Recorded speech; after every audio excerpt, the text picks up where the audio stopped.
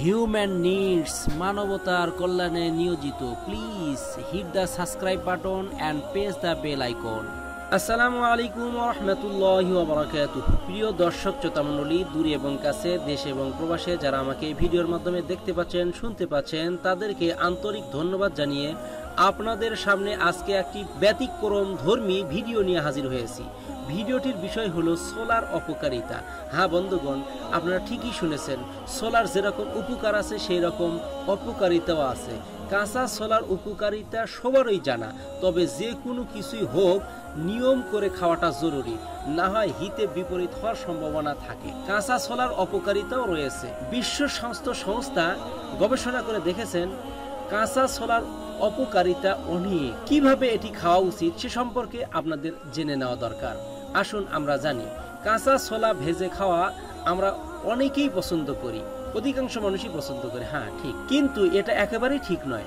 অনেকেরই ওজন বৃদ্ধি পায়, মোটা হয়ে যায় বা উচ্চ রক্তচাপের সমস্যা রয়েছে, তারা কাঁচা ছোলা খেতে পারেন, কিন্তু কোনোভাবেই কাঁচা ছোলা ভেজে খাওয়া যাবে না। হ্যাঁ বন্ধুগণ, এটা আপনাদের অবশ্যই মনে রাখতে হবে। যাদের বমির সমস্যা রয়েছে তাদের জন্য কাঁচা ছোলা না খাওয়াই ভালো। তেল মশলা দিয়ে তৈরি করা ছোলা খেতেও অনেকেই পছন্দ করে। হ্যাঁ বন্ধুগণ, এইটার সমস্যা আমারও আছে, আমিও পছন্দ করি, যাকে ছানা মশলাও বলা হয়ে থাকে। যাদের ওজন বেশি তারা এ ধরনের ছোলা খাওয়া থেকে বিরত থাকুন, কারণ অতিরিক্ত তেল মশলা তাদের জন্য খুবই ক্ষতিকারক।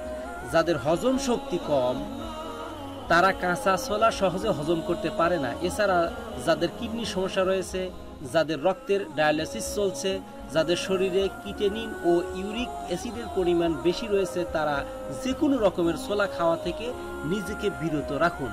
হ্যাঁ বন্ধুগণ, এই বিষয়ে এই ধরনের রোগী যারা আছে তাদেরকে ছোলা না খাওয়াই অতি উত্তম। কাঁচা ছোলা রাতে পানিতে ভিজিয়ে রাখুন। সকালবেলা এই কাঁচা ছোলা ধুয়ে পরিষ্কার করে পেঁয়াজের সঙ্গে চিবিয়ে খেতে হবে। যারা প্রথম অবস্থায় কাঁচা ছোলা খাওয়া শুরু করতে চান তারা ভেজানো ছোলা কিছু সময় সেদ্ধ করেও খেতে পারেন। এ ছোলা বাড়িতে ডালের মতো রান্না করে খাওয়া যেতে পারে, এতে অনেক উপকার পাবেন।